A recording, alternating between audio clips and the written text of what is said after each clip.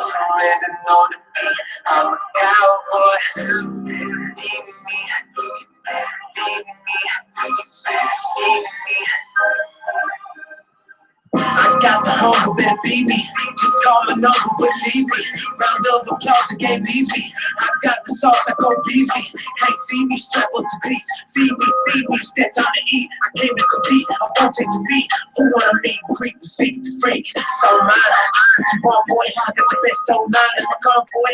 You know the whole crowd on the encore. We can hit your town, take it on tour. It's my time, baby, it is my season. Prime time, I got 21 reasons. Cowboys Nation is the legion. I'm the winniest dinner I'm eating. Get on your feet, you ready to cry.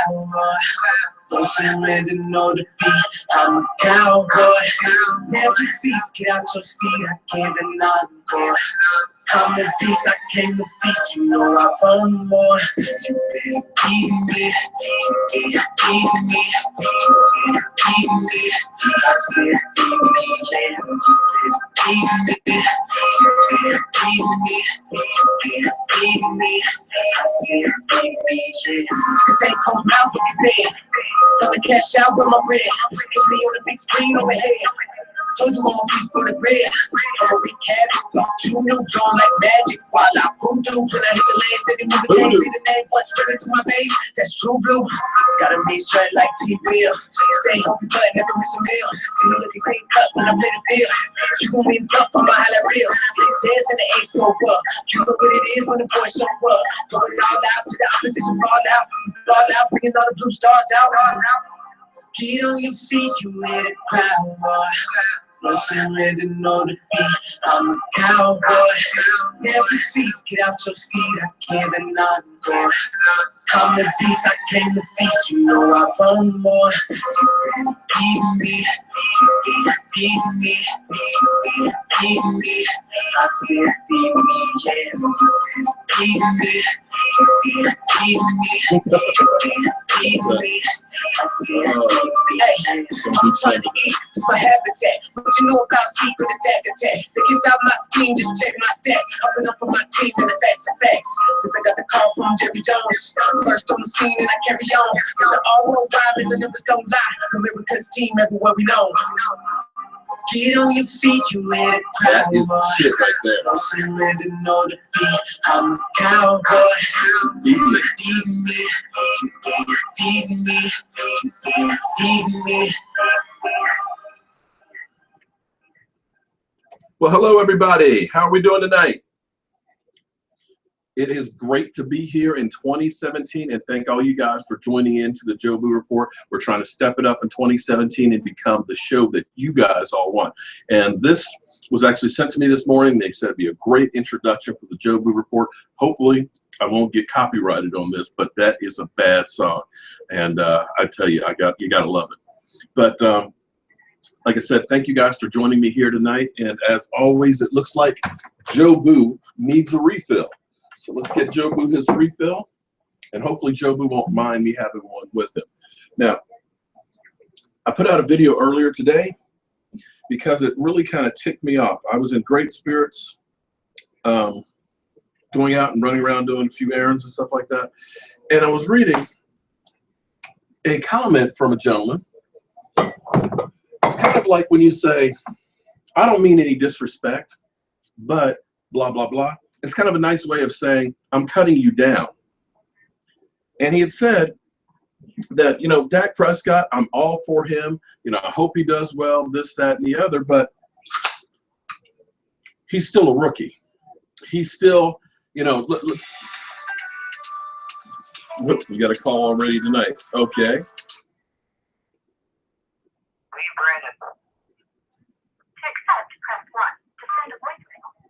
So hello, Lee Brandon. How are you doing tonight from Pennsylvania?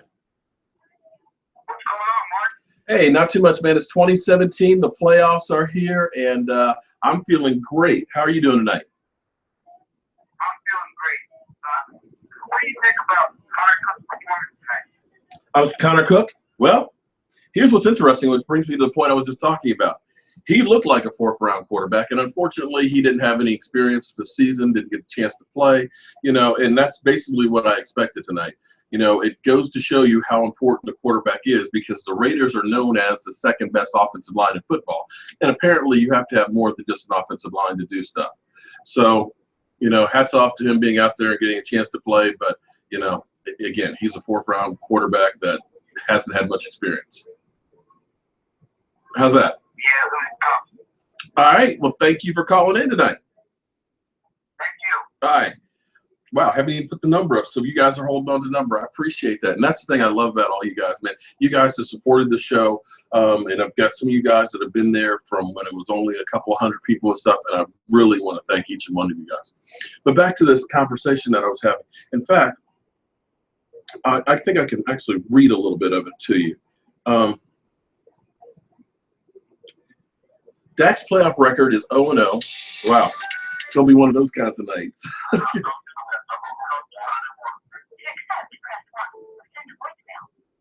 Yeah.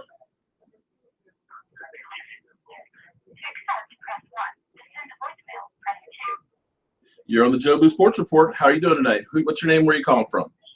Get on your feet, you let it cry. I'm sorry.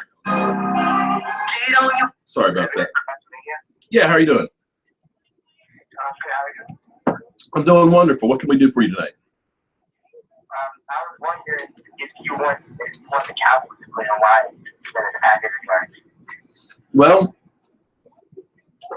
I think it would be an easier game to beat the Lions, of course, than the Packers. But, you know, it's football. You got to play the team that's in front of you. So I kind of would like to see him actually kick the Giants' ass, to be honest with you, because listening to all these Giant fans and everything else that are out there, I would love to beat them just to get it off of our back, because everybody says, of course, the Giants are built to beat the Cowboys. But you play the team that's in front of you, and quite honestly, if the Cowboys play their game and eliminate the penalties and the mistakes and stuff, they should be able to beat anybody out there. Okay? Thank you for calling. Okay, so I'm trying a few new things tonight, so if I make a few mistakes, understand that I'm still working this. But anyway, Dak's playoff record is 0-0, so it's undetermined. I'm first a Cowboy fan, so I hope this doesn't hope he does well, obviously, because he's our quarterback. I like the kid, but we just don't know yet. Because if he loses in playoffs, it'll be the same story like Romo. And to acknowledge that Dak has an amazing offensive line, best in the league, that most quarterbacks never get, especially a rookie, isn't a fair comparison. We have the best offensive line in the league: Dez, Witten, Cole, and even Trent Williams. Okay, so here's the thing. It just annoys the crap out of me, okay? Because I'm sitting here trying to understand, what is it he has to do to prove to everybody that he is a quarterback? Because for some reason, the standards for him are up here. Everybody else, it's okay. Because here it is. The team has won 13 games behind him. The last game we didn't even care about. He only played in a series. And he's won 13 games, which is the most that the Dallas Cowboys have ever won. That ties a rookie record of Big Ben's of 13 wins. His interception ratio, 0.9, is the lowest ever by a rookie. He's had 11 games with a QBR over 100. He had 176 passes with no interception, which beat Tom Brady's to start a career. Tom Brady wasn't a rookie. I'll get to the call back in a little bit. Which beat Tom Brady's 162. He also had the second longest streak of the season without an interception. He's had the third highest QBR this season in the NFL, behind only Tom Brady and Matt Ryan.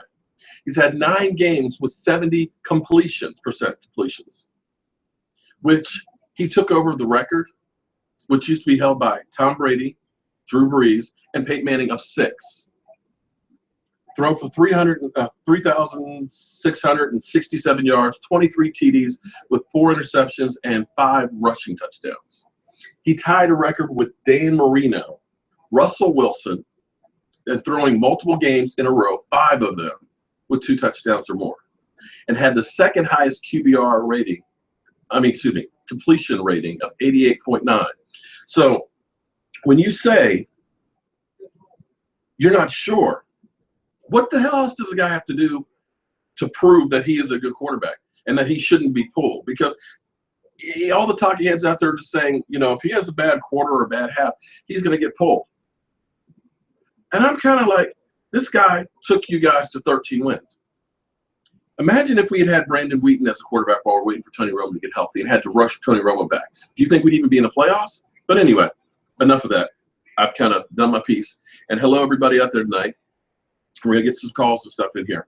We're going to be having the Seattle game kicking off in a little bit. And I think Seattle will probably win that. Detroit Lions are not a good outdoor team. I think they've actually not won an outdoor game, as well as they have not been a team with a winning record, a la Washington Redskins. So here we go. We'll get one of these calls right now.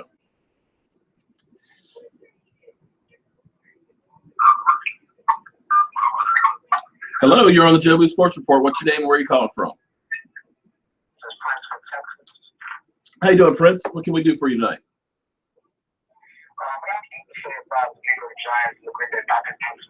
Giants got left to prove. I want Green Bay. I want the rematch for 2014. Okay. This time we got to play better. That's Bryant catches the ball because last time it was a controversial catch went out to the catcher now. Yeah. Balls. Well, that would be an interesting match. You know, either way, we couldn't lose on those matchups because actually, even with the Detroit Lions, because we had the Detroit Lion game also in the 2014 season where there was a controversial call where the Lions felt like they got cheated for the pass interference. But to beat the Green Bay Packers in the playoffs would be really nice. But to beat, you know, the Giants team that you face every year and shut up their fans would be fantastic. I'm just happy that the Cowboys are in the position that they are, that they've had the season that we have. The team is truly blessed to have lost our starting quarterback. And when you look around the NFL, teams that have lost their starting quarterback, where they are. But to be in this position, I can't say that there's one matchup I would rather have than the other. I'm just happy we're there. And thank you very much for calling tonight, Prince. All right, thanks. So, yeah, I really don't care who we play. It'd be nice to go ahead and beat the Giants, like I said. It'd be nice to go ahead and get revenge on the Green Bay Packers. Heck, I'd be happy to beat the Detroit Lions. So any of these matchups would be great in my mind. Nick C., what's up? How you doing? What's that song? That's Feed Me by Matoya. Great song. Like I said, I had one of you fans out there that ended up sending me that link this morning, and it's fantastic. You know, definitely get that thing rocking and rolling. I try and get to all your comments. It gets to the point sometimes where the comments just start rolling through so quickly that I can't get to all of them. Unfortunately, I do have my day job, and I would love to be able to just do this all the time because I enjoy this so much. But I try and get to as much stuff as I can with you guys. And do I see us opening up the playbooks in the playoffs, Sandman? I definitely see us doing that. And the thing that's been great about this team this year is they've been a little bit less predictable. You know, when you see Dez Bryant doing the pass there, we've done the double reverse a couple times. We've done fake punt. Jason Garrett has actually gotten away from being like he always was with Tony Romo, which was pass, always throwing a run. The team has been so balanced and so unpredictable. That's one of the things that's made it great. Joe Lewis, shout out to you, buddy. You know, it's football, 360 sports. Nothing would surprise me in the playoffs, of course, because it is the playoffs. And, you know, it would be kind of cool to see the Detroit Lions win. I'm not betting on that one. I pretty much thought that the Texans were going to win tonight, and they did because their defense is so good, even though Brock Osweiler is not that great. I want to give a shout out to Sean Lee because finally he got acknowledged by the NFL for his play on the field. For him not to be voted into the Pro Bowl was pretty much a tragedy because the second leading tackler in the NFL, you know, should be in there. But I think one of the things that's made the Dallas Cowboys so good this year is the fact that everybody doubts them, be it Dak Prescott. And that's been something that's happened with Dak Prescott throughout his high school, college career, and everything else. People always kind of doubt and don't think that he's as good as he is. And I think this team, as well as Dak Prescott, all feed on this because it's kind of like the thing I enjoy doing. I enjoy proving people wrong. When people say you can't do something, I'm hell-bent on making sure I prove you wrong that I did. And that's kind of the way I am when I talk about the Dallas Cowboys and things. I don't have a problem with trolls or anything else that come in and tell me that the Cowboys are going to lose. But give me a reason why you think it is. Don't just say, oh, the Cowboys suck and they just always lose. Okay, give me a reason why. Prove your point. And do that, and I'm happy. And I think that's the way it, excuse me, how Pete Epper's got me. I think that is with the Dallas Cowboys this year. You look at the defense, they said we have no pass rush, and that pass rush has come to life.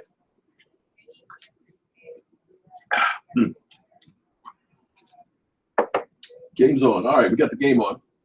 So I actually have it up here on the corner, so we'll keep up with that and see what happens with it. But back to the Cowboys. The Cowboys, I think, have this bunker mentality that nothing is going to stop them. We're going to go ahead, we're going to take care of business, and the more they go ahead and doubt us, the more we're going to try and feed on it. And that's exactly what they have done pretty much this whole season, is feeding on all the negative energy that's been out there. Every week, somebody is doubting the Dallas Cowboys on being able to make it to the playoffs. When Tony Romo went down, oh, the Cowboys are done. When Dak came in, oh, he's a fourth-round quarterback. He's a rookie. He can't win.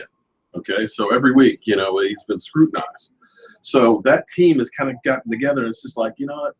We're going to put our thumb up here, you guys, because we're going to prove you wrong that we are legitimately a great team.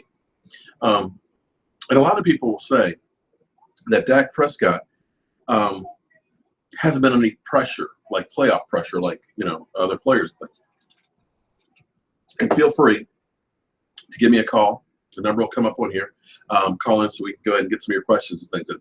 A lot of people will say that Dak Prescott, being a rookie, hasn't had any pressure on him yet. Well, I dare say there's nobody that's had more pressure than Dak Prescott all season long, because every single game, every single play he has had has been scrutinized. When you talk about having a bad quarter and fans are already saying that get Romo in there, every incomplete pass, he has been under the gun. When you see every single talk show, and this week it's been crazy because their first take is always about the Dallas Cowboys. They're not even playing this week. You've got 4 games going on, and yet the Dallas Cowboys are the topic, and Dak Prescott. So when you say that he hasn't been under any pressure, dude has been under pressure from the time he was drafted by the Dallas Cowboys and Tony Romo went out. So I dare say it's not going to get to him. Nick, you're 100% right. Dak is on a mission. But see, this is all stuff that he was brought up with his mother. And if you see his story about his mother, he lost to cancer and stuff, whenever he points to the sky, that's acknowledging his mother. His mother instilled in him about turning over the football and made sure that, don't do it. It's a no-no. You see all these things that he is and has become, it's because of his upbringing. And you have to root for this guy. And all these people that keep waiting for him to just fall, I'm sorry, you guys need to get a life. Biblical year. Yeah, there you go, Nick. That's a good way to put it. Future MVP and Super Bowl champion. I am so excited that the playoffs are here and that literally we're a month away from the Super Bowl. Can you believe that? And I am looking forward to being there. I am praying that the Dallas Cowboys make it. I'm trying to do everything I can to put the voodoo and everything else on there that I can to get them there. But a couple other topics I wanted to get back to. I want to thank all of you guys that are on here. And it's not just Cowboy fans, because I had a Redskin fan that said, hey, I'm rooting for the Cowboys to be there. And one of the things that I really and truly loved this season was the fact that the NFC is back. Everybody in the NFC was a true game back like when I grew up. Back in the day, basically, the winner of the NFC was pretty much going to the Super Bowl, that or the 49ers. And it was great for the Redskins and the Cowboys to actually play for games that had implications of playoffs. Now, the Redskins didn't make it, of course, but they were there all the way to the end. And I enjoyed the hype. I enjoyed the trash talking, especially when the Redskin players were talking about we run the East. I had more fun this season than I've had in so long. Even talking with our buddy Eagle Tom, and Eagle Tom, he is just basically losing it out there. He has become a straight up nut. That BTS has truly gotten to him. Well, Big Wiser, I wouldn't mind seeing the Lions upset. It would be nice to get some new blood into the playoffs because we've seen Seattle there so often. We've seen New England there so often. It's time to see some different teams into the Super Bowl. At least that's the way I'm feeling.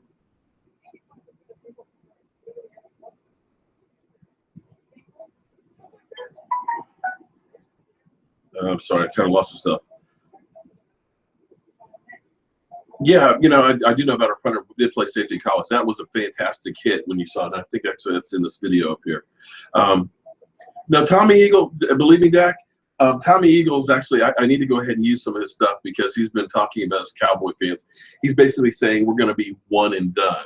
So we'll see if that actually happens or not. But he's actually having a ball. And guys, Tommy Eagle is actually really cool people. He is fun to hang around with and watch his videos and stuff because he's a prankster, he's a comedian. He's just fun to be in. Snowing in Dallas, yeah, you know. And I heard it was only 20 degrees in Texas today, in Houston, and I'm hoping that it warms up a little bit more in for the Super Bowl because I remember that Super Bowl in Dallas with all the ice storms. Oh my God. Driving around in there was no fun the way everything was spread out in Dallas. And in Houston, if we have bad weather down there, I don't think that'd be any fun either. Nobody outside of Boston. Yeah, I think everybody's kind of sick of seeing New England in the Super Bowl. But I think it would be actually kind of a dream matchup in a way of the Dallas Cowboys always being America's team. You have the New England Patriots being the team that's, you know, one of the greatest in history and stuff. And it could be the battle for being America's team. You know, that would be the great storyline there. But one thing I've got to say, if you're a conspiracy theorist, if you believe the NFL has any control over teams going to the Super Bowl, be it through officiating or whatever else, they would want to have the Dallas Cowboys there. And the reason I say that is because when you look at this season with the ratings being down 8%, the Dallas Cowboys were pretty much the biggest draw every week. Every week their games were good games. I mean, can you think of any game that the Dallas Cowboys had this year that wasn't exciting? Now, I'm saying that, of course, being a Dallas Cowboy fan. But when you look at some of the games that have been out there, the Cleveland Browns, the Jacksonville Jaguars, you can understand why some of these games were. I mean, look at what you're getting with Zeke Elliott. You've got the greatest storyline with Dak Prescott and Zeke Elliott with the NFL, and I dare say it's kind of saved the NFL season. So when you think about the Cowboys being in Houston, 3.5-hour drive down the road, the number of Cowboy fans and the amount of money that would be spent on that Super Bowl would be immense. So if anything, the NFL, as much as they hate the Cowboys, as much as everybody likes to talk bad about the Cowboys, can you imagine the hype against the Cowboys Super Bowl week on all the talk shows, talking about the rookie quarterback, how he can't handle the pressure, about the Dallas Cowboys defense, you know, not having a single Pro Bowler. It would be just incredible amount of publicity that's there. So, you know, if you're a ratings person, that's the best thing for the NFL. Let me look at some of your guys' comments here. What's up, Joshua? And have, you know, and again, have a rookie quarterback in the Super Bowl playing, you know, would be another great storyline. And there's so many storylines that you could have, you know, Jerry Jones finally getting back without, you know, Jimmy Johnson.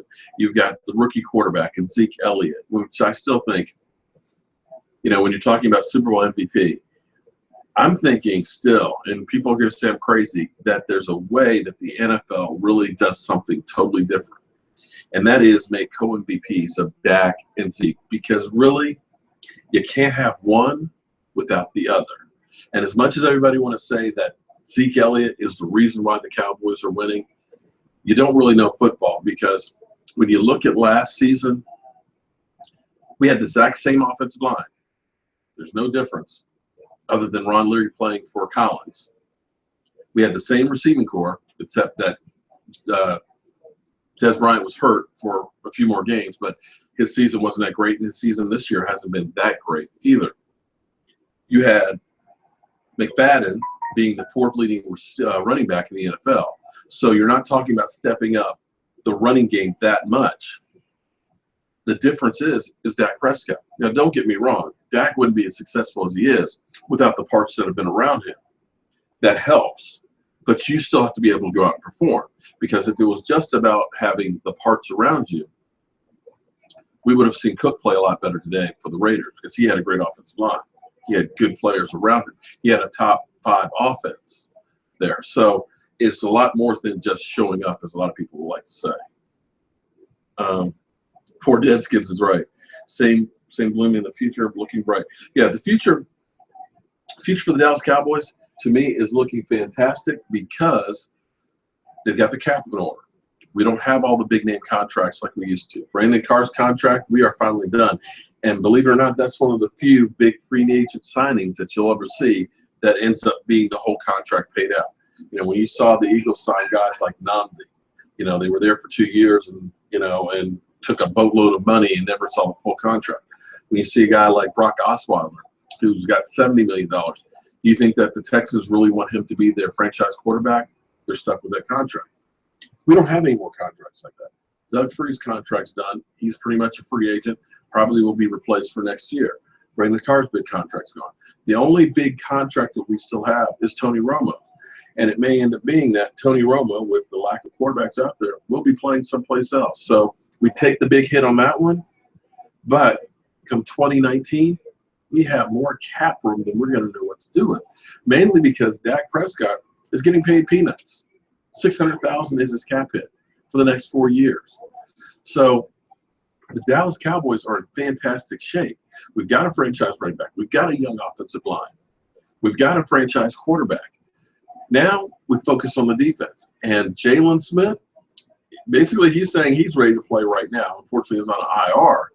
But if he comes through and he's anything, the way Sean Lee has stayed healthy and has played, we could have one of the best linebacking corps in the NFL. You look at David Irving, the way he is becoming a beast. He keeps progressing the way he is. The Dallas Cowboys could have a very fearsome defensive line. DeMarcus Lawrence, he's got to have back surgery again this offseason.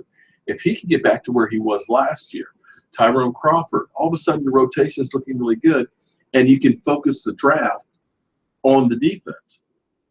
You get a good defense to go with the offense we have, this team will perennially be shooting for Super Bowls. Yeah, and we got, of course, Beasley's hot sauce. Measly Beasley, as Shannon Sharp likes to call him. But Beasley has played fantastic. And the thing that I find funny is how the talking heads keep talking about the Giants, like the Giants are truly Giants. But they beat us by 1 point in a game, that first game, that was Dak Prescott's first game as an NFL quarterback. You had Cole Beasley drop a short touchdown on the 3-yard line, which is something he never does. You had Dez Bryant have a no catch in the end zone again that we settled for a field goal. You had Terrence Williams have a brain fart and not get out of bounds. So when you start looking at all these things, and some of the penalties we had that killed drives, it wasn't like we were really outplayed more than we didn't perform the way we should have.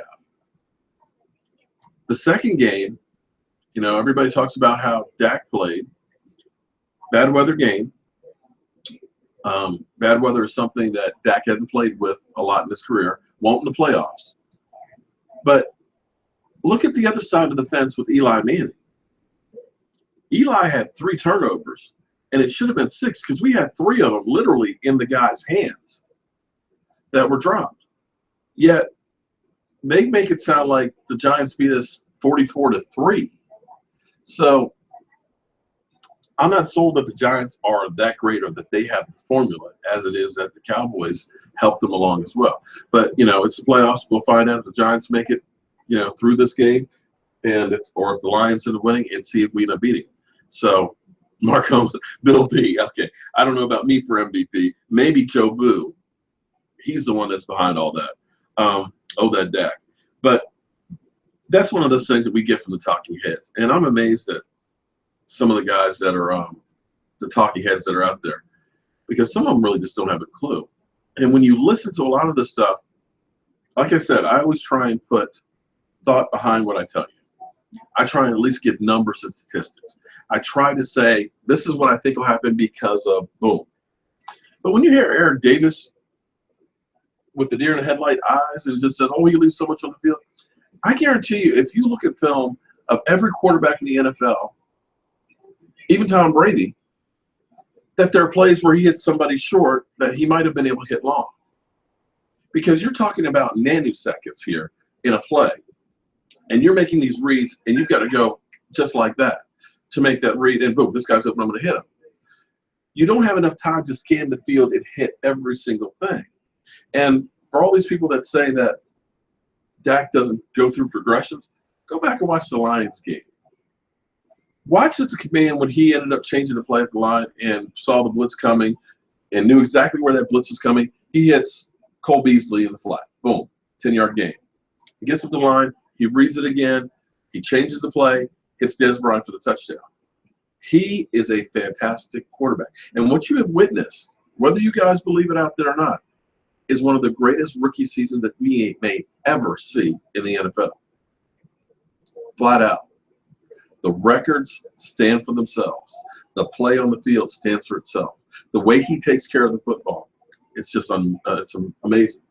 And you guys may have to keep me up with what's going on with the game because I'm here talking with you guys and not really able to watch too much because actually I don't have it on over on the other TV. So let me put that on over there. It will work. There we go. So we have it on over there. So that way I can kind of keep up with it as we go through.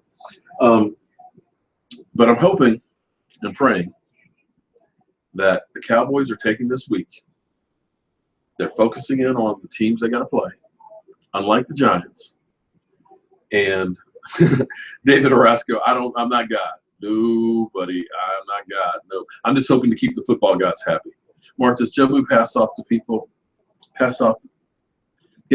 off when people talk bad about pissed off? Oh, pissed off. Jobu doesn't get pissed off, and I usually don't get Jobu's Jesus. Come on, Daniel, stop, man. I usually don't get pissed off because usually I just don't care what people think. I drive my wife crazy. This is a true story because if I'm happy with me, I don't care what anybody else thinks. That's part of the reason why I could go around with Jobu. Because when I first started doing it, people were like, are you crazy? Why are you going around with this damn doll?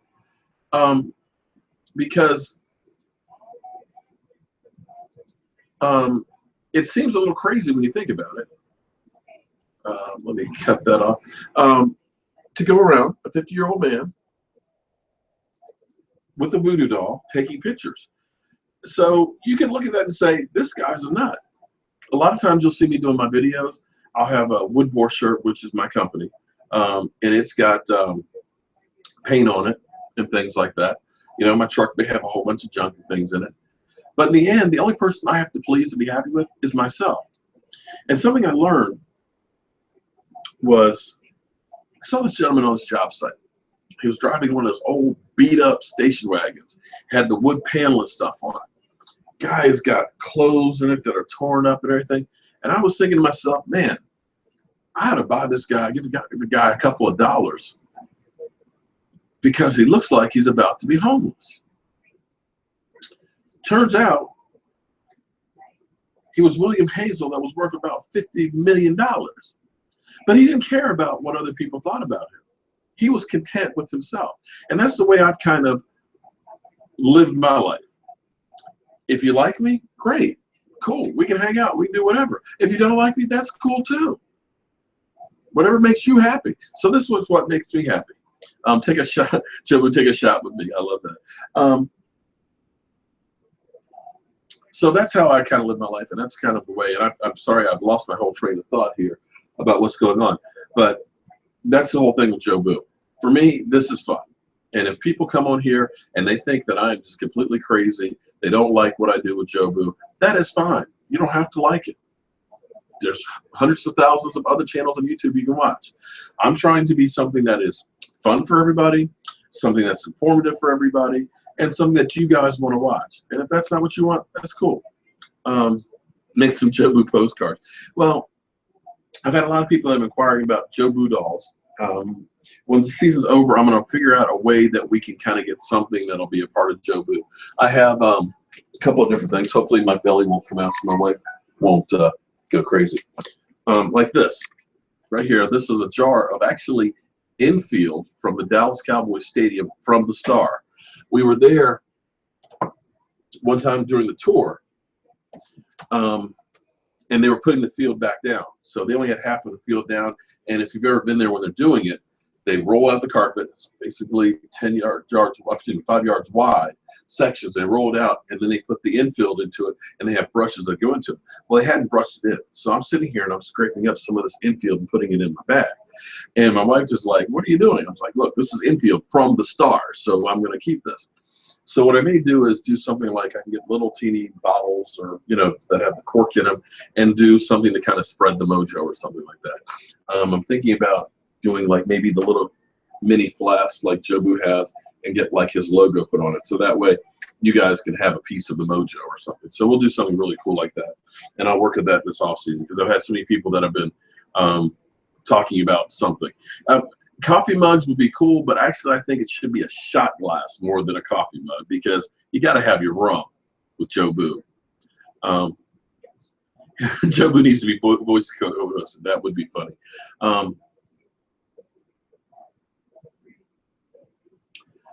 Tornado Tim, that's cool that your aunt asked you what your favorite team was in the NFL, and you said the team with the blue star. That's really cool. Jobu needs to be focused. Okay. Oh shit. I want some. Okay.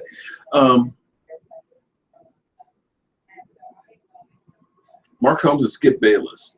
I'm still not really sold with Skip Bayless because Skip Bayless, he still has that kind of Stephen A. Smith feel to him sometimes because he'll throw a cowboy under the bus in a heartbeat. And I'm still kind of pissed off at him from years ago when he was trying to say Troy Aikman was gay. And that was all to try and make a name for himself. Now, there's nothing wrong with trying to get clicks. And I apologize to any of you guys that took my whole thing about the Dallas Cowboys maybe serious video because I got a lot of flack from that. I like to play. Jobu, of course, is partially a joke and things like that. So forgive me for that video because a lot of people thought it was real. And when they realized it was a joke, they thought I was just doing clickbait. No, I was just being this kind of sports satire. But Skip, a lot of times he'll end up just saying some stuff that kind of makes you say, he's saying this just because he's trying to get a reaction.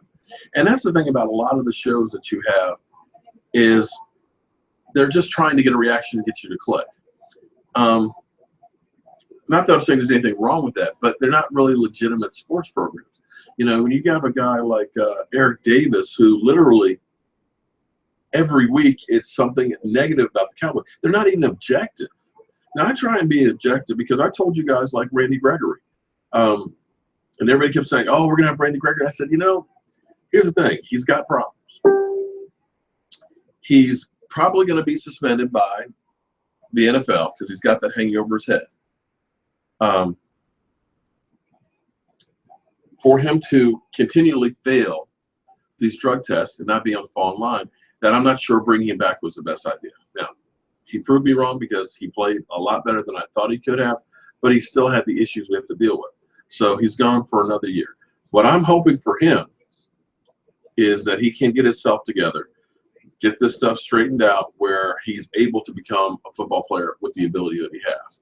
What bothered me was Stephen A. Smith living and gloating about the Dallas Cowboys being the accident waiting to happen. Now, I can understand his whole spiel about the Dallas Cowboys are going to find something to get in this way.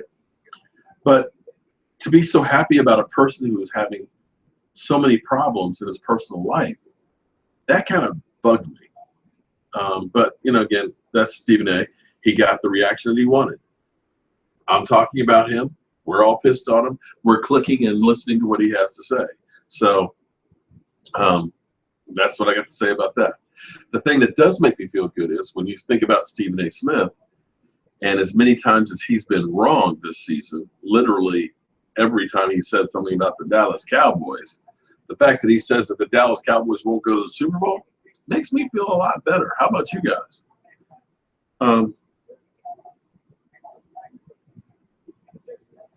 Gavin Escobar getting the boot in the offseason. Well, unfortunately, he's never lived up to his potential. That's possible. But the problem we have always had is we've always tried to draft a guy to replace Jason Witten. But for whatever reason, we just can't seem to get anybody.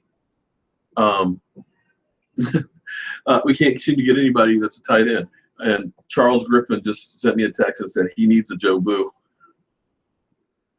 I need a Joe Boo doll. That's okay. Again, I would love to be able to make Joe Boo dolls, but it takes a lot of work into making them. It's handmade, and literally it takes a lot of time to do it. But we'll see about doing something in the off season. Yeah, Daniel, I would love to actually Smith, but I think that contest, and we know that they've seen my stuff. What's up, Cowboy 1983? Since they use some of my stuff on the air, definitely knows who I am. I'm going to make a point of getting in line early in the morning to go to the set for that and be in the crowd. I'm going to keep throwing out videos and stuff, calling out Stephen A. Smith to make sure that somebody there knows who I am and make sure I'm there. Hopefully security won't come in and take me away. Jimmy, I've got some pictures of Joe Boo that you'd be surprised at, of stuff, babes that he's been with. But what can I say? The chicks dig him. Regardless of how he looks, chicks love it. Here's the thing with Stephen A. Smith. When they had their contest, I see a lot of people are talking about that. It's amazing that they picked a female Dallas Cowboy fan to be on the show.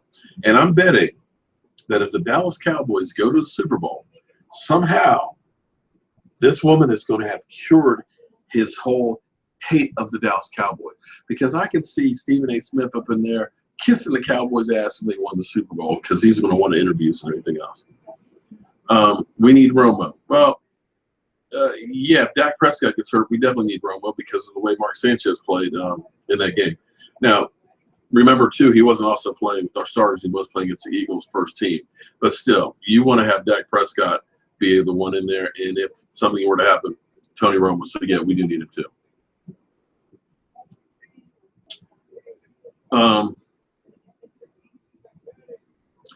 Rookies Awakened, Dallas Cowboys. I have to check that out.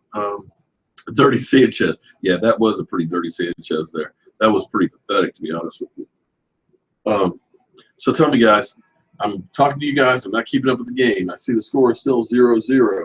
How are we looking thus far for the Lions? I mean, the fact that the Lions are still moving the ball and haven't given up any points, that's pretty cool thus far.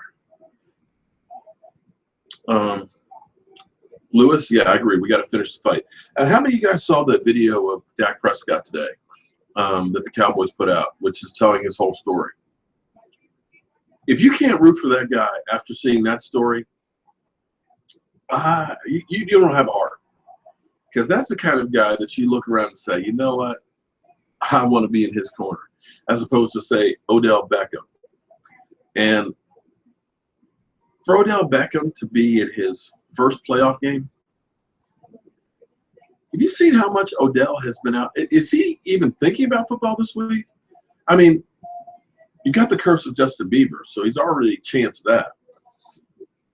To leave the Redskin game and fly to Miami, not only with himself, but Victor Cruz and Shepard, go party all night in Miami, hang out on a boat, then come back. He's got the hockey mask in practice, in the locker room.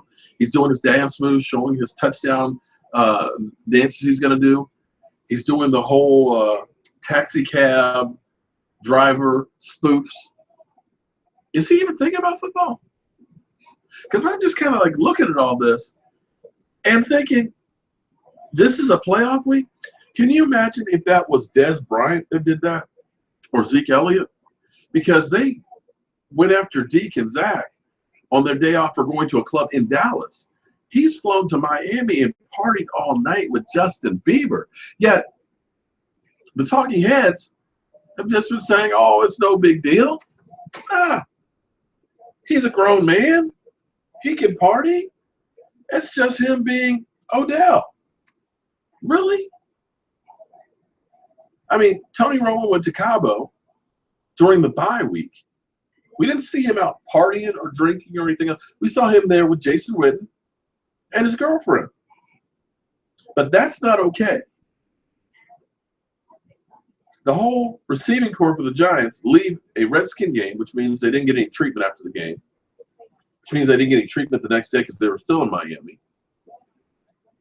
which means they came back sometime late Monday to practice Tuesday. That's okay. But what Tony Romo did during a bye week when they have days off wasn't. So does anybody else see the double standard here? Nixie, Odell, and Weaver butt buddies. Well, we'll see. I tell you what, I'm hoping if the Giants lose that they light Odell up because he deserves for all the attention that he's tried to get all week. We know if they lose, he won't want to talk to anybody because that's the kind of guy he is. Do the Lions offense look like the Cowboys?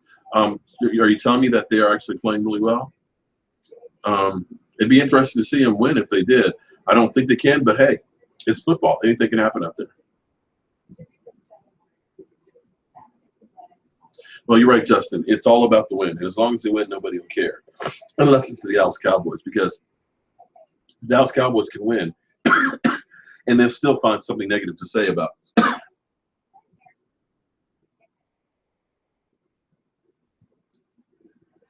Zeke, you said what? Excuse me, guys. Sorry about that. Well, you know, Bieber does have a track record of being kind of a jinx. I mean, he went to a prayer meeting with the Steelers, who had been playing hot all year.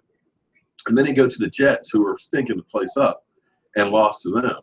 He had Barcelona, Spain's soccer team that had won the World Cup, and went to see them. They didn't even get out of their regional bracket. So, yeah, I may need a shot of rum. You're right.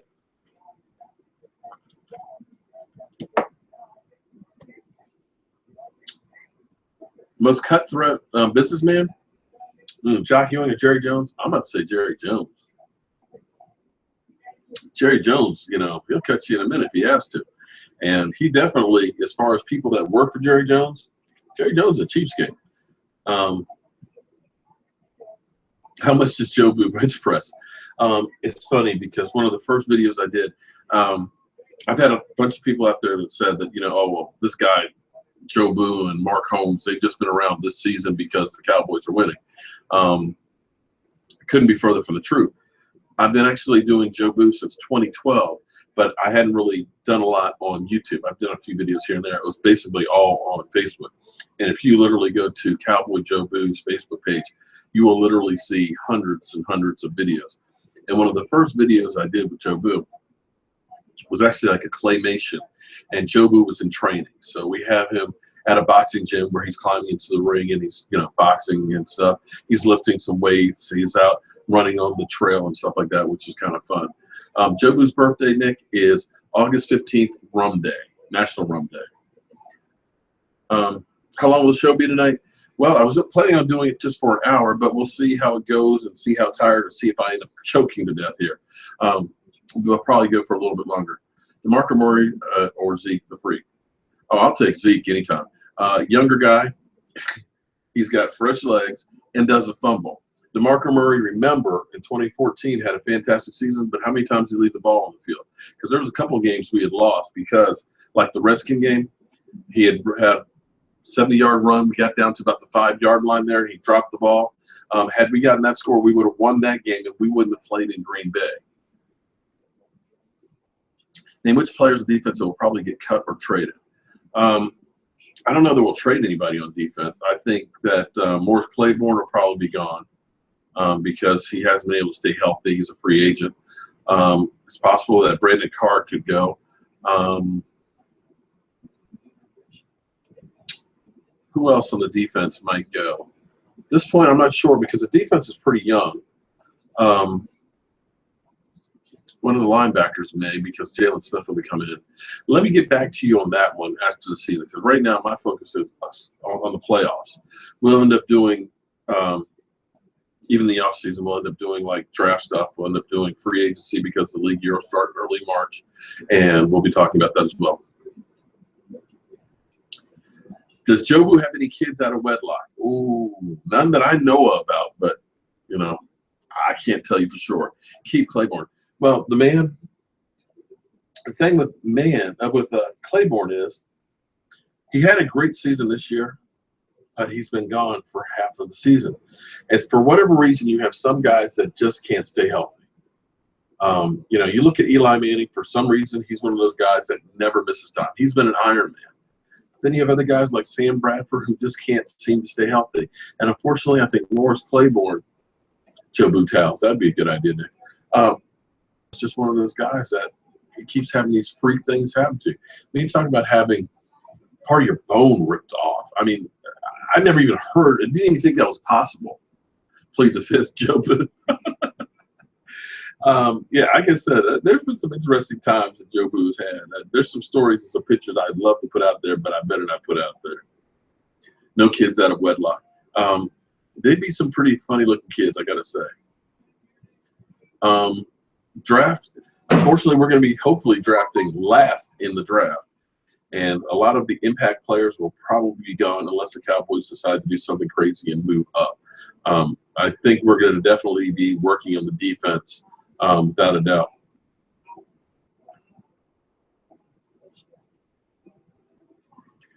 You'd rather beat – you know, I'd like to beat Tom Brady too, and shut them up.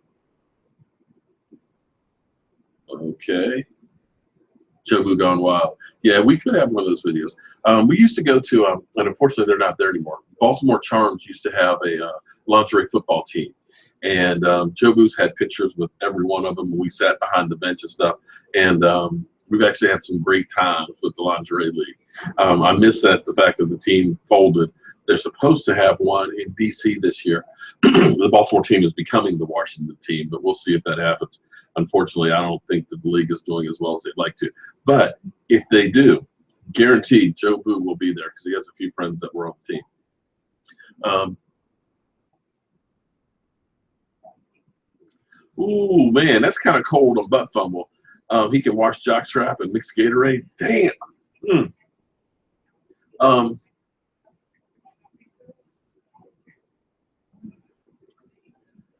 With the Chiefs could possibly win.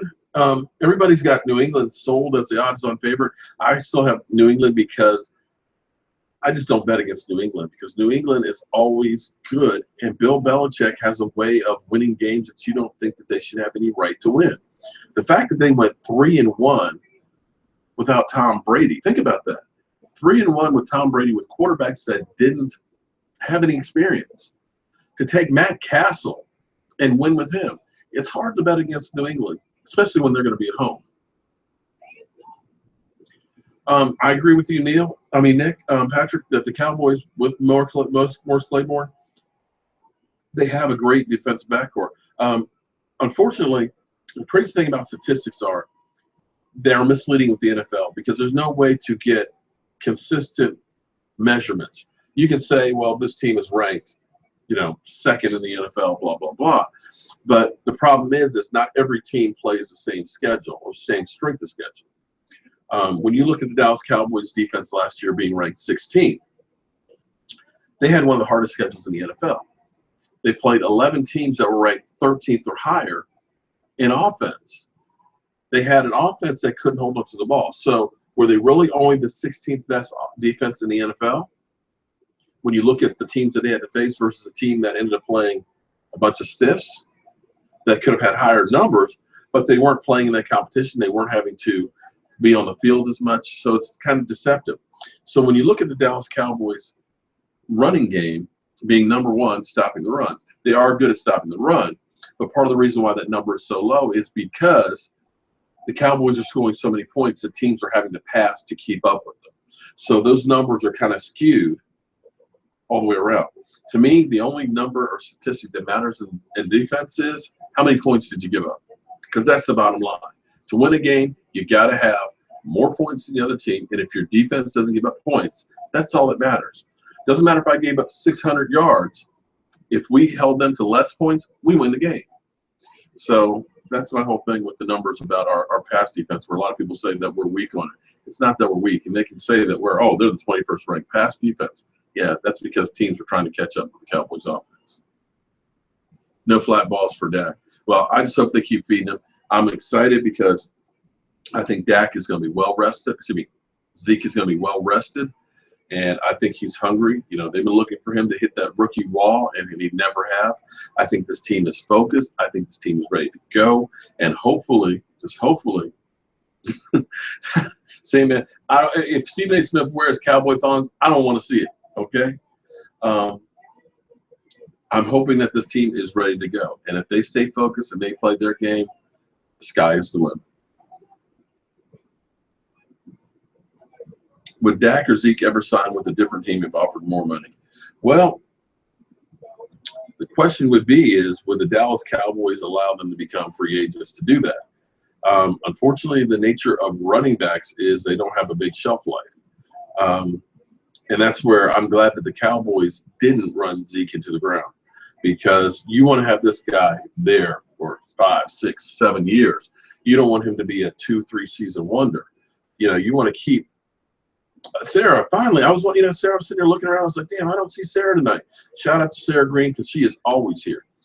But you don't want to kill a running back by having him have too many carries in a season, because that's a hell of a brunt.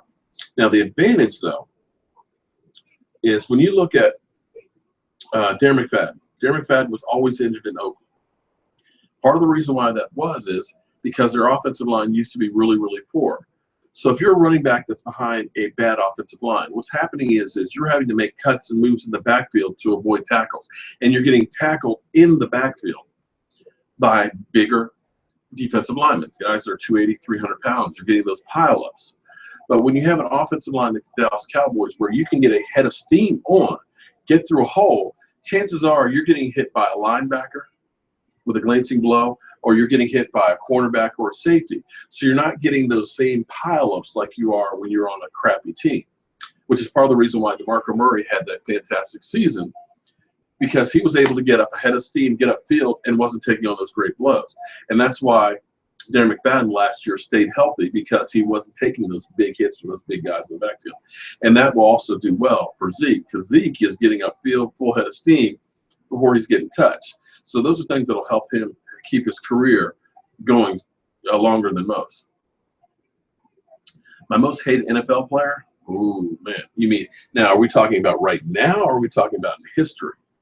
Right now, I got to tell you, I'm not a fan of Odell Beckham, because I just don't like the whole me, you know, look at me, I'm great, and trash talking. But then when things don't go right, he's out there cheap shotting or bad mouthing people, you know. Oh, the referees, they shouldn't be out here. You know what? Let your talk on the field do it for you. I have to get back on who else I really hate from back in the day. I've never been, even though he was on our team, was T.O. Again, he's in that same mold of players. Probably players that I definitely, Joe Theismann. Joe Theismann, the mouth that roared. I definitely always hated Joe Theismann.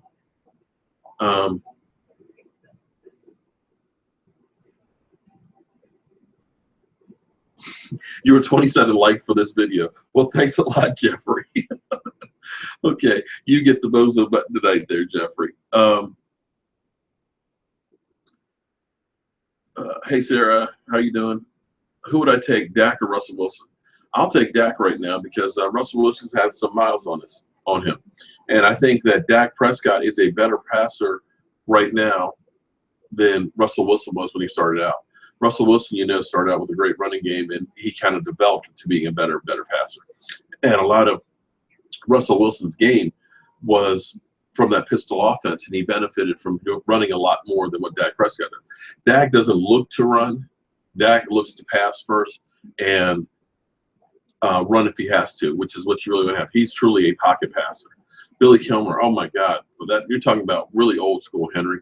Billy Kilmer had the ugliest pass. Oh, what is Jobu eating? Actually, it's some nachos that I had because we're trying to feed me.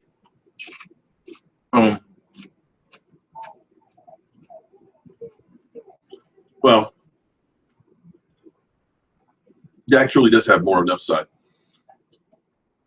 the thing when I was talking about Dak Prescott, because a lot of people say nobody saw Dak Prescott coming, but it was around this time last year, the Senior Bowl. The Lions scored. Oh my! What? Wait a minute. Who scored? Oh, Seattle scored. Okay. When I was looking at the videos and stuff of the Senior Bowl and seeing Dak Prescott, I started looking at his numbers. And yes, he had 41 rushing touchdowns. Oh, excuse me, 40 rushing touchdowns. But most of those rushing touchdowns were like his sophomore and junior year. Each year, he ended up. Wow, that was damn. Yeah, now that was a catch. I dare say that was a better catch than Odell's. But every year, Dak kept getting better and better and better. And when you look at how Dak has matured over the course of the season, he's getting better and better and better. So when you think that he is just a rookie right now, when he gets another offseason behind him, he really gets the intricacies of this offense. He is going to be unreal. The sky is the limit for this guy. Now, a lot of people say, oh, he could be RG3. Now, RG3 never had these kind of skills. RG3 was another one of those me guys.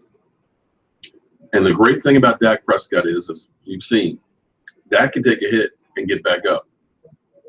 He's not looking for the limelight. He's looking to play for the team. Sarah, that's been my thing all the way along, that I think the NFL would do themselves something incredible if they end up making Dak and Zeke MVPs of the league. Because when you look at the Dallas Cowboys going from 4-12 to 13-3, that the difference is these two guys, that you really can't separate one from the other. When you look at their rookie jerseys being in the Hall of Fame together, these two are basically married at the hip. They are the bookends. They are the matching set. And like I said, I dare say that they are the future of the NFL. And well, Jerry, we'll see about Jerry thanking Joe Boo. Although, what's interesting is, from time to time, you'll hear things that happen and you kind of think, did I have anything to do with that? If you remember in 2014, that season I had Spread the Mojo t-shirts. Tyrone Crawford got one. Sean Lee got one. George Selvey had one. George Selvey, I saw him at another autograph signing. He asked me for a second one because he said he wears it in the locker room.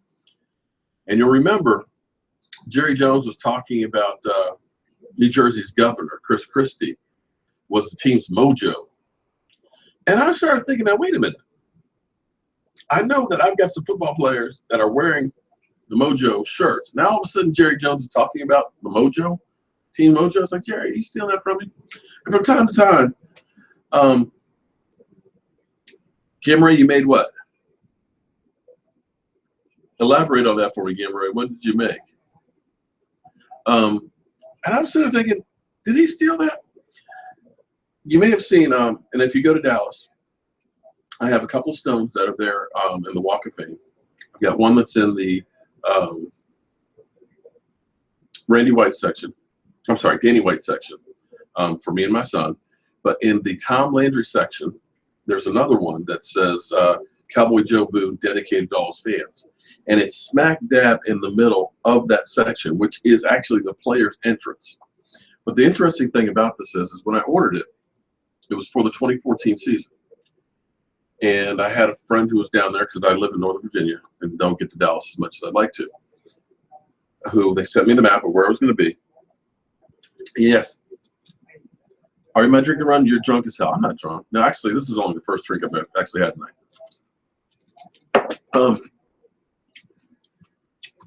My friend went out there to find the stone. Wasn't there. Well, to make a long story short, they don't know what happened to the stone.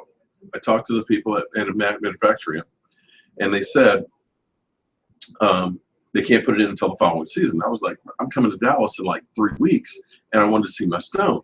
And told her the whole story about Joe Boo. She went and checked it out online, and she said, let me call you back. She called me back an hour later, and she said, we're going to have your stone in there before that. And they did. So nobody knows what happened to that original stone. But it's my bet that it's in Jerry Jones's office. That's my story, and I'm sticking with it. I remember that Leon Lett fumble live in Miami. It was just like, oh, God, Leon Lett, no, bro. It was just unbelievable. Dak isn't good. Daniel, really? So, Daniel, tell me, what is not good about Dak? Tell me, what is he not done to think that he's any good? Oh, snap, Hennessy. I could kill a chocolate cake. Oh, a chocolate cake sounds good right now. And what time is it? 9:07. Wow, we've actually gone past the time I was going to do.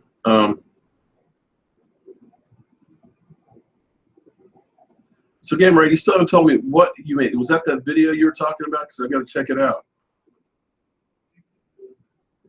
Let's see, where am I? Oh, Daniel's a troll. You know, we're getting more and more trolls in here. I'm trying to think of that other idiot that's all. The funny thing is God, I can't remember his name now. It seems like as soon as I pop up a video, he is always the first one to comment and say something stupid on it. It's kind of like, are you sitting in your mama's basement just waiting for me to post so that way you can say something about it? Is it your life really that bad and you're that needy?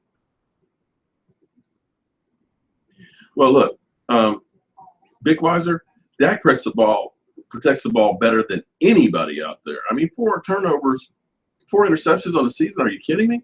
We've had guys have 4 in a game. And I'm like you, Anthony, I can't wait for next week either. Trolls are like stalkers. Yeah, you're right about that. I'm getting plenty of them now. Like the troll. You know what? I don't mind the trolls. As my daughter told me, Dad, it doesn't matter if they're clicking because they like you or they're clicking because they hate you. As long as they're clicking you, they're talking about you. Sandman, when Romo fumbled that snap in Seattle, I think I was speechless. But that was shades of Leon Lett. I mean, it was just like, I can't believe this has happened. I hate to say this, and this is not about bashing Tony Romo, but the feelings I've had this year have been so different than in past years, because last few years, when you get into the fourth quarter, more times than not, you're thinking in the back of your head, how are we going to lose this game? Because we've created some games that we have lost that have just been unreal, where you're just thinking, how did they find that way to lose it? I mean, icing your own kicker. Up 26-3 in Green Bay, and you're throwing the ball more than the team that's behind, and you lose that game.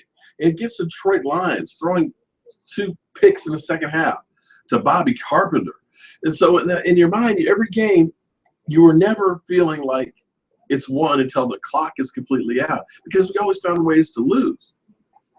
But this year has been the polar opposite of that, because even though we've been behind in games, we started out with 49ers down 14-0 against the Steelers. I never felt like we were out of a game. So for whatever reason, I feel like this team has evolved. It's changed. It feels like it's different than where it used to be. Drama alert. It's not that I don't want the Lions to win, because I tell you, I spent, I think, 11 Thanksgivings in Detroit. I know a lot of fans that are up there in Detroit. I know that stadium better than any stadium in the NFL. The Lions fans are some of the greatest fans, and you know they're loyal with the team that they've had for years. It's not that I don't want the Lions to win. I just don't think the Lions had a chance to win. I think Seattle is a much better team. Detroit is not used to playing outdoors. Matthew Stafford's finger being messed up. I just don't think that they have the horses to win that game. So it's not a matter of not liking them. Yeah, Billy Payne yeah, he is definitely the biggest troll that's on here. And like I said, the team is totally different than where it's been. Like I said, I don't know if it's karma or they got the mojo or whatever it is, but this team just feels different. And you got to love the way that they have been able to put all the doubters down. Every week we have heard something negative about the Cowboys, but none of it's come true. You know, when they said that the Dallas Cowboys defense was suspect, they don't have a pass rush, so they won't be able to stop anybody. Yet here it is. they have been able to create a great pass rush the last half of the season. They've been one of the top defenses the last half of the season, even though they don't get to play for it. Even though they don't have a single Pro Bowl player on the team. They're, again, another case where they just don't get respect. Oh, Gamma Ray, you know that the Browns have, anybody who's a Browns fan admits they're a Browns fan is truly a loyal fan. Because they have never had anything to root for since they've been the new Cleveland Browns. And I am definitely ready for some Cowboy football.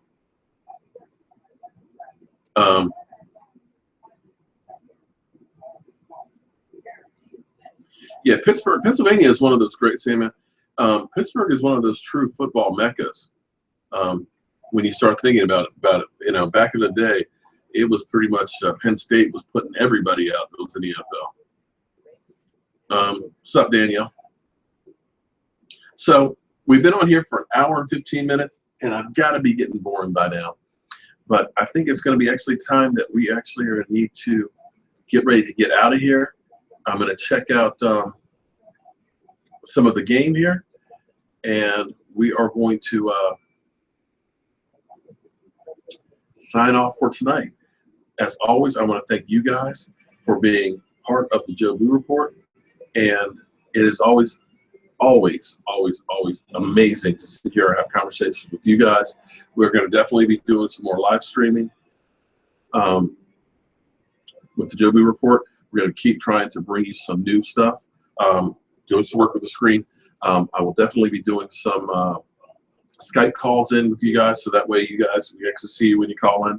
I'm still working on getting that stuff together, so bear with me.